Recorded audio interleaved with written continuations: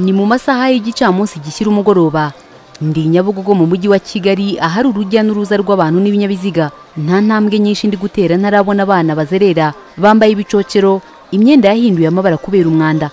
Bamwe barirukanka inyuma y'imodoka, abandi bashoreranye bafite ibyuma n'uducupa twa kore. Bose baragaragara nk'abari mu kigero cy'imyaka iri munsi ya 15. Ariko saba abana babayeho bate? Barara he? Babeshejweho n'iki? Hari abo duhuye barirukanka berekeza ahitwa ku giti cy'inyoni. Reka mbegere imbabazi by'imibereho yabo yo mu mihanda y'ini Kigali, dore ko abenshi bavuga ko baturuka mu ntara. Iwacu ni Rugobagoba, karere ka Ngoma. Ngiye mu mujyi wa Kigali mazemo imyaka 5, naje mfite imyaka 9.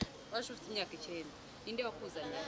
Umuntu wanzanye nazanye n'abandi bana. Nahavuye yuko mama yashatse umugabo utari we, nakigendera kandi uwo mugabo yaranziraga. Ari tuje ngo guhiga ngo amafaranga ngo tunarebe n'umujyi wa Kigali uburyo umeze. Naje mfite imyaka 11.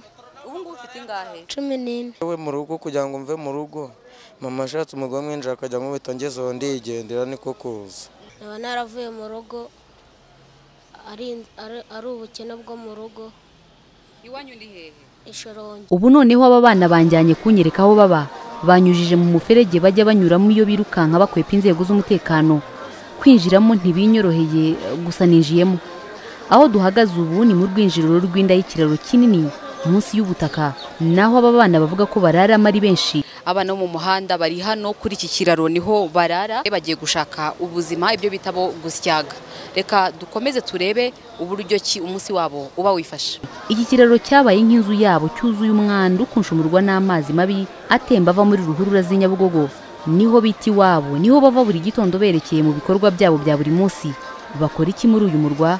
Gitondo turabyuka, twamara kubyuka tukambara inkweto, twongera tugahita dufata amakota yangaya, dore twaranayatoboye, tukajya dufata ibirayi tukajya tugenda dushyiramo, twamara gushyiramo tubyagwa tukajya kugurisha, twamara kugurisha tukajya kurya, twamagwaga tugasaka na turarya nimugoroba, twangira kujya tugahita twijya kwiryamira.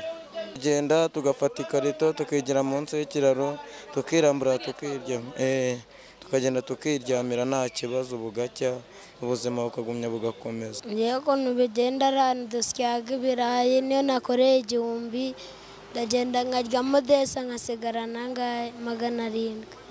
Ubu hari amafaranga ufite ku mufuka ubika ukavuga uti nayabitse nzaguramo igare?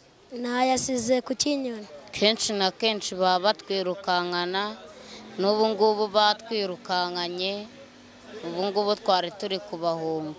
Iherezo ry'ubu buzima ni uko twajya mu bigo tukiga tukazamera nk'abandi bose, tukazana abaperezida.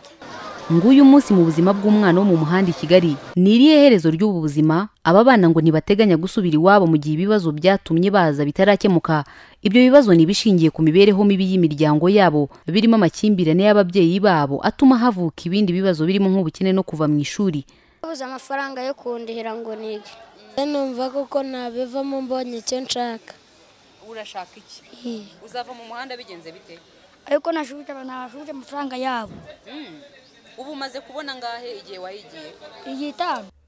95 by'abana bo mu muhanda leta yasanze bafite ababyeyi nka kimwe mu byishingira wisaba ababyeyi kwisubiraho bakita ku nshingano zabo zibanze zo kurera. Mpuye na Siteriya Nyiramakoma, ni umukecuru uvuga ko kugeza ubu afite abana 5 b'inzererezi. Yavutse ahagana mu 1939, aracyakomeye.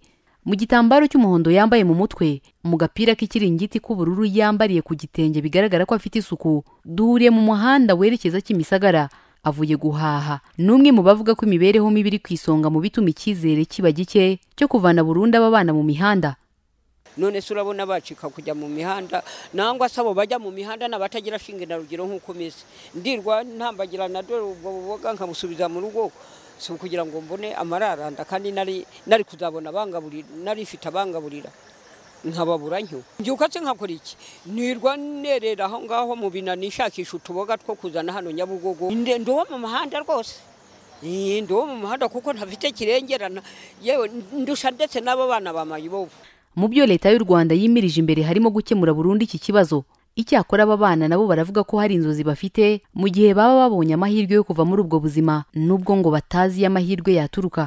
Ndi kumva niyabaye nize naba umwarimu, ndamutse mbonye amahirwe yo kwiga naba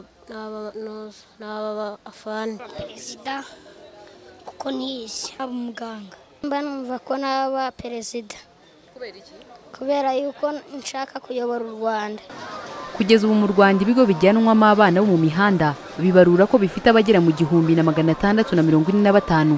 Gusa umunsi ku wundi abana cyane abo mu bice by'ibyaro biyongera ku bandi baba bazerera mu mijyi itandukanye. Ni ryari u Rwanda ruzagira imijyi itarangwamo abana b'inzererezi? Ni ikibazo cya buri wese. Clarisse Karasira, Flash TV, i Kigali.